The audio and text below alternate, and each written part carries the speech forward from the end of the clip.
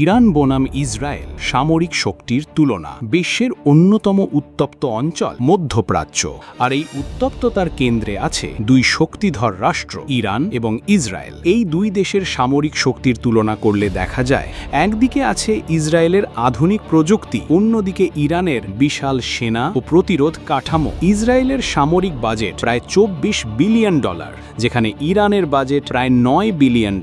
তবে ইরানের রয়েছে 5 লাখের বেশি সক্রিয় সেনা, যেখানে ইসরায়েলের আছে প্রায় 1,70,000। ইসরায়েল প্রচণ্ডভাবে নির্ভর করে প্রযুক্তি নির্ভর যুদ্ধের উপর।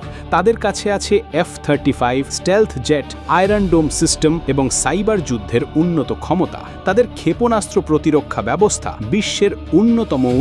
অন্যদিকে ইরান প্রচুর ব্যালিস্টিক ক্ষেপণাস্ত্র তৈরি করেছে, যার মধ্যে কিছু মাঝারি থেকে দীর্ঘ পাল্লার। তাদের সামরিক কৌশল বেশি নির্ভর করে অসামান্য প্রতিরোধ বা প্রক্সি ওয়ারের ওপর। ইসরায়েলের আছে পরমাণু অস্ত্র, যদিও তারা কখনো আনুষ্ঠানিকভাবে স্বীকার করেনি। ধারণা করা হয় তাদের কাছে 80 থেকে 90টি নিউক্লিয়ার ওয়ারহেড থাকতে পারে। ইরান এখনো পরমাণু অস্ত্র তৈরি করেনি, তবে তারা নিজস্ব ইউরেনিয়াম সমৃদ্ধিকরণ ক্ষমতা অর্জন করেছে।